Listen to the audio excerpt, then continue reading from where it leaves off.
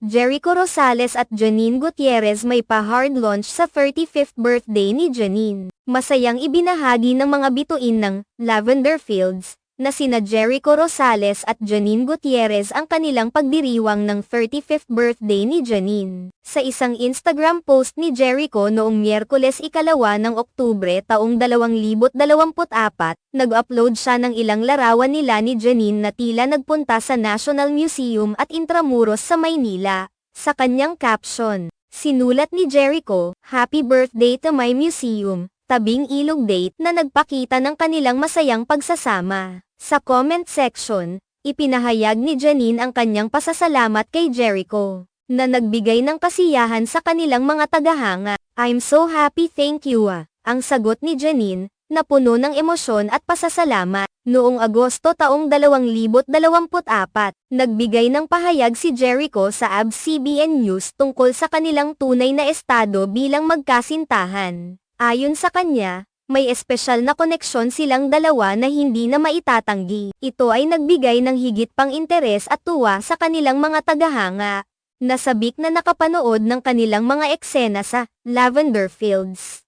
Ang teleseryeng ito ay naging hit at kasalukuyang mapapanood sa Kapamilya Channel at sa Netflix. Ang kwento ng Lavender Fields ay tumatalakay sa mga usaping pag-ibig at pagsasakripisyo, kung saan ang mga karakter ni na Jericho at Janine ay nagbibigay buhay sa mga kompleks na emosyon ng kanilang mga tauhan. Dahil dito, mas tumindi ang interes ng publiko sa kanilang relasyon. Sa likod ng mga eksena, ang mga larawan na ibinahagi ni Jericho ay tila nagpapatunay na hindi lamang sila magkasama sa trabaho kundi pati na rin sa kanilang personal na buhay. Ang kanilang pagkakaibigan na unti-unting umusbong sa isang romantikong relasyon ay talagang naging isang kwento ng inspirasyon para sa marami.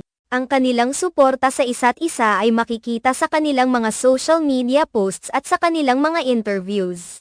Bukod sa kanilang pagdiriwang ng kaarawan, maraming fans ang umaasa na makikita pa nila ang mas marami pang moments ng dalawa sa hinaharap. Ang kanilang pagsasama sa Lavender Fields ay tila nagbigay daan para sa kanilang mas malalim na koneksyon at pagkakaintindihan. Sa mundo ng showbiz, mahirap ang pagkakaroon ng totoong relasyon. Ngunit tila ang dalawa ay nagtagumpay sa pagbuo ng isang matibay na samahan. Sa mga susunod na linggo, inaasahan ng kanilang mga tagahanga na patuloy na magiging maganda ang takbo ng kanilang kwento sa teleserye. Maging ang kanilang tunay na relasyon ay nagiging interesanteng usapan sa mga social media platforms, na nagdadala ng kasiyahan at suportang mula sa kanilang mga taga-suporta. Sa kabuuan, ang masayang pagdiriwang ng kaarawan ni Janine at ang mga larawan nila ni Jericho ay nagbigay ng kulay at saya sa mundo ng showbiz. Ang kanilang kwento ay isang paalala na sa likod ng mga ilaw at kamera,